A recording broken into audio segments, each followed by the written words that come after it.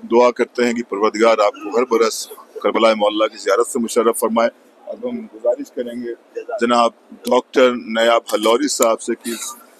پاکیزہ جگہ پر یعنی کہ حرم باب الحوائج میں بذریعہ نوحہ خوانی خراج عقیدت پیش کریں۔ بر محمد و آل محمد صلوات۔ جب شام کے زندان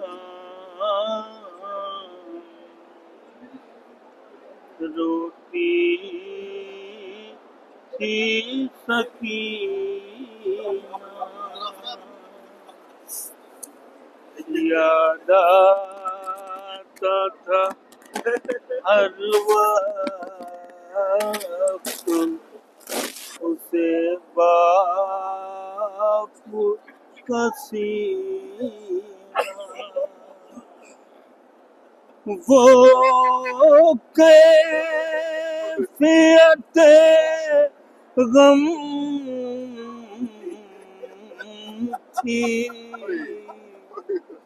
کہ دشوار تھا جینا، آنکھوں میں گرا کرتی تھی تصویر مدینہ، سمجھا کہ سکینہ کو فغاں کرتی تھی زینب، روداد پرندوں سے بیاں کرتی تھی زینب، ایک ستائی ہوئی بچی کو ستایا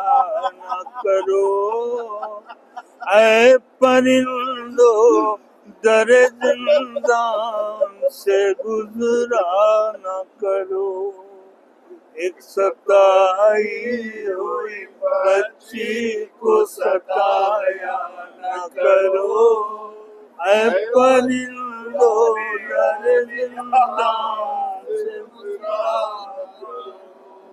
کیا خبر تم کو کہ ہے کون یہاں پر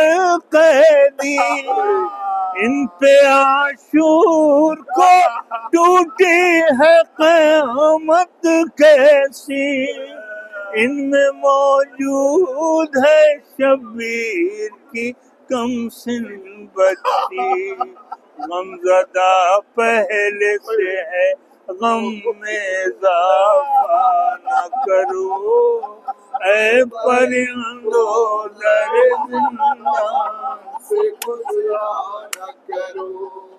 ایک ستائی ہوئی بچی کو ستایا نہ کرو،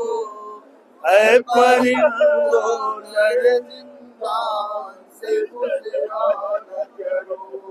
اس یتیمہ پہ جو گزری ہے تمہیں کیا معلوم، اس یتیمہ پہ جو گزری ہے تمہیں کیا معلوم، اس کے جیسا نہیں دیکھا گیا کوئی مظلوم، جتنا سن اس سے زیادہ ہے مصائب کے ہجوم، ہر ستم پر یہ ستم اور کہ رویا نہ کرو،